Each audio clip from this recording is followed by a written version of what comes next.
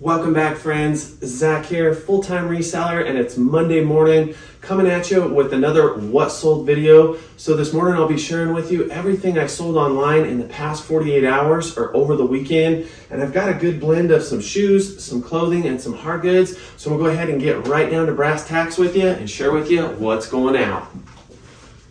So first item up to bat is a vintage Carhartt vest. This vest here sold for $48 plus $9.95 shipping, and I do believe I gave only $5 for this at a garage sale like 3 weeks back. This vest does have some color fade, but I love Carhartt, and for those of you who watch me, you know how important Carhartt is to my business. It's an item or a brand that I can source consistently in my area because there's a lot of it around, and so that's the big reason I've latched on to Carhartt. The other reason is it's timeless, it's durable, it's well made, and I really love the vintage stuff. And so with this Carhartt vest here, I used description title words like duck canvas. I definitely put vintage, I put work utility, and then in the description box I went way off. I put oil filled, I put industrial, I put roustabout, construction, electrician, factory, you name it. Any of those extra words are just going to give this item more of a spotlight to get it sold and get it out of your inventory that much quicker. So next item up to bat is actually one of my other favorite brands, and these are Ariat Fat Baby Boots. I bought these just this past weekend, 2 weekends back for $5. These boots never stay around for long, especially if they're even beat up or a little bit in terrible condition. They still move for me, and so these here went for $35 plus $11 shipping, and words in the title I'll put are cowgirl, rodeo, and then down in the description I also like to throw in words like barrel racing, horseback riding, pole bending, farm, ranch, and again those are just going to help to get more of that spotlight and get the item moved out of your inventory that much quicker. So next item I have here is actually a hard good, and this is a Corningware casserole dish. This is a big boy. Only gave $5 for it. It is just a simple white porcelain with the cornflower blue design. Very common, but still very sought after. I sell this a lot in smaller dishes. This is, however, the first time I've sold this big of a casserole dish, but I love selling stuff like this because, again, I can find it at garage sales for sometimes pocket change to a few bucks.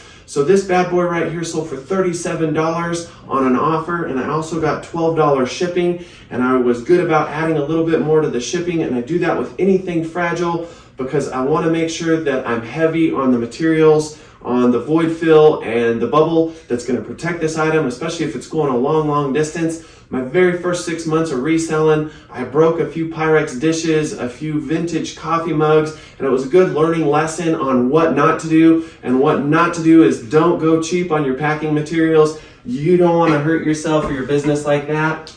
So the next two items I'm going to share with you are two brands that I constantly sell. They're bread and butter for me. Again, I find these brands in my area, and it's probably because I come from a pretty conservative area. I'm a country boy. The area I live in is fairly rural. There's a lot of people that like to do target shooting. There's a lot of weird doomsday preppers out there, and I'm not gonna lie, I'm kind of one of them. So 511 Tactical is a brand I consistently find.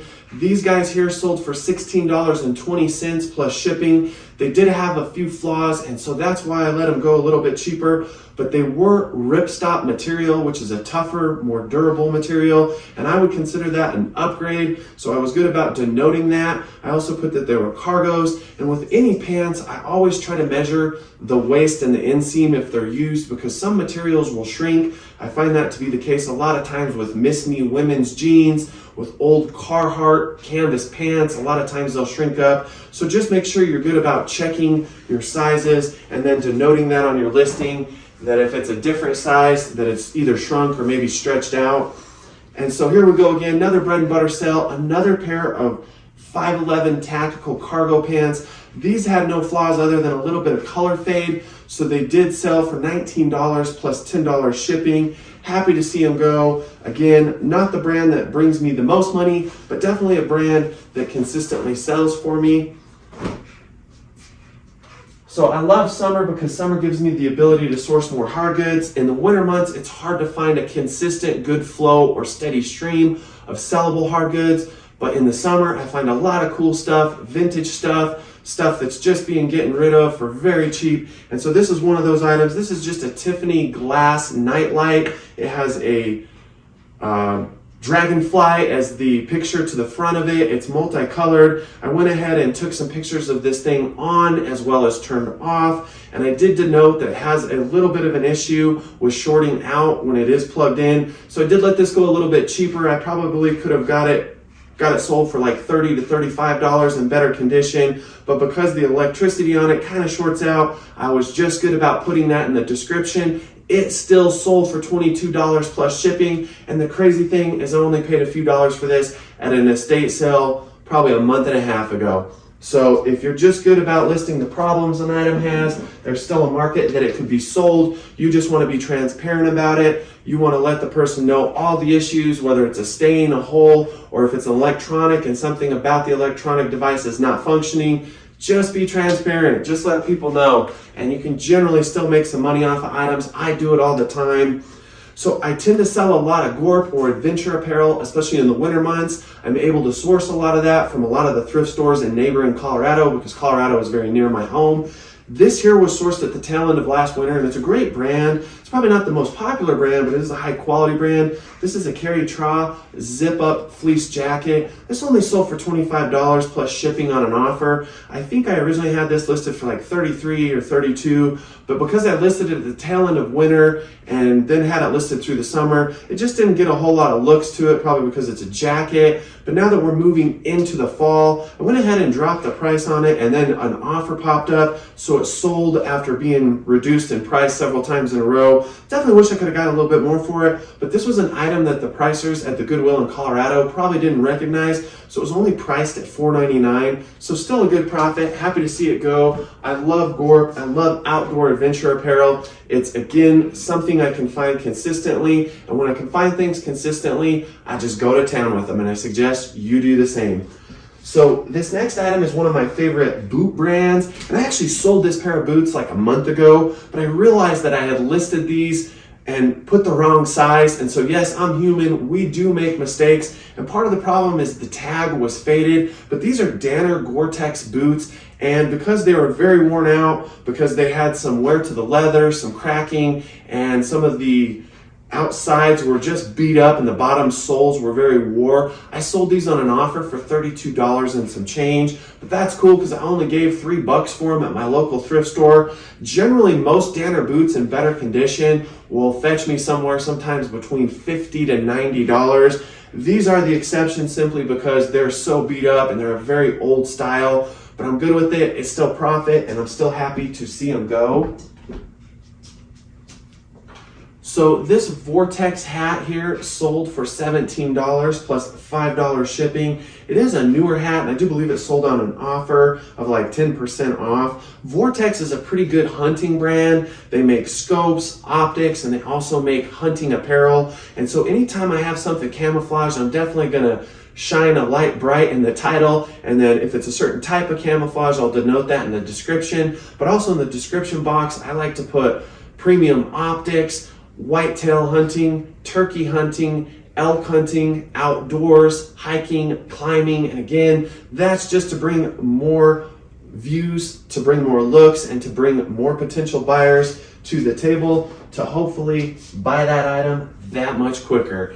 So this is a Texas leather manufacturing tooled leather wallet. I bought this just for a couple bucks a few weeks ago. This sold for $18.70 plus shipping. It was a little bit beat up, and that's the case with a lot of tooled leather items. I was just good about denoting it, but leather still lasts. Leather is timeless, it's tough, it's durable, and so I love selling leather items when I can source them, when I can find them for the right price. And so coming down to the last item here to share with you, or the last few items, this here, I might murder the name of it, is a Worcesterback German mixing bowl. I picked up a couple of these about a month and a half ago at a garage sale. I believe I gave like $4 or $5 for the pair. And this guy here does have a chip on it, but these are very sought after mixing bowls. Because it has a chip, I had to let it go a little bit cheaper. This bowl still sold though for $19 plus $12.50 shipping, even with the chip on the rim. I just denoted it. It does have a beautiful ombre faded pattern from orange to red, so I put that in the listing. Not a bowl I'm as familiar with, not as common as Pyrex or Corningware, but I'm still good with looking up items. And another tip for you is there's a lot of high quality products made in Germany, whether it's clothing, automobiles, or even kitchenwares. And so I definitely put that it was made in Germany on the description. That I'm sure probably helped to sell this item. And so happy to see it move down the road. Now I'm down to the very last piece, and that very last piece is a pair of Cody James jeans, and I must have hid them from myself. I was just looking at them a minute ago. Here they are, stashed them. Sorry about that. These are some Cody James dark wash Western jeans. These pants here sold for $22 plus $9 shipping.